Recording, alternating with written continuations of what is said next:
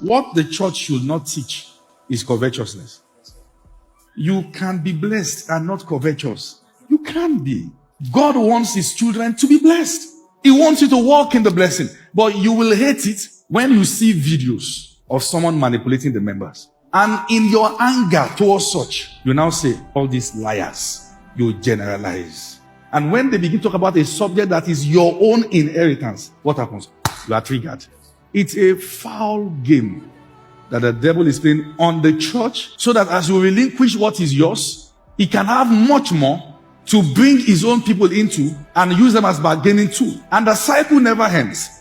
When our own people now want to get to scale in their business, many of you must have experienced that before, that you need a mentor, you want to get to something. If care is not taken, you get the mentor who has the money, has the knowledge, but doesn't know your God. And they tell you, come and see me in the club. Have you seen that before? More reason why the devil needs you to relinquish what is yours, so that as you go to those clubs, you see a lifestyle. And if you are not there to the flesh, you are introduced to the lifestyle of drugs and women. And you just begin to conclude, it looks as though nobody can really get through all these things without doing all these things. He wants to have more than enough to negotiate with. Meanwhile, if believers can hold those things, and the young people want to learn, you can tell them to come over. And they see God in your life. That a man can be this blessed and yet a man of integrity. A man can be this blessed and yet husband of one wife. A man can be this blessed and yet a man of honor. And in doing that, you introduce them to your God. We deny all these things. Then there are many questions unanswered.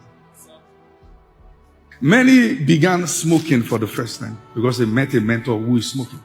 Many began taking crack and all those things because someone who had the cash invited them to places. Who is that mentor who began to show you that there's nothing really wrong with having your wife at home and many other girlfriends? Who did you see? Who did you meet? Who told you that?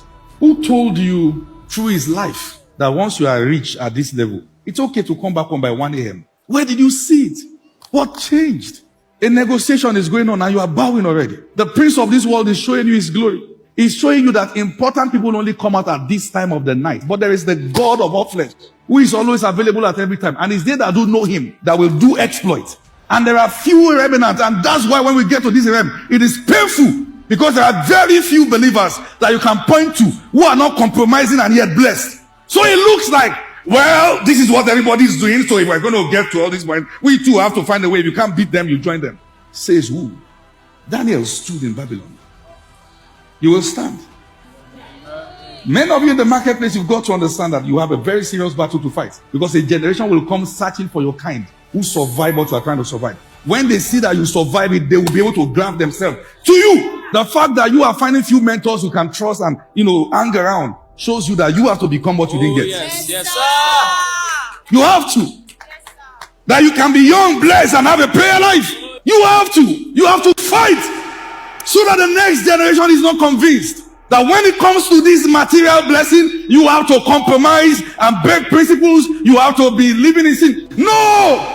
I understand the loneliness. I understand the fact that sometimes you need people who are in that field, who understand the dynamics. I get it. But sometimes you are what you are looking for.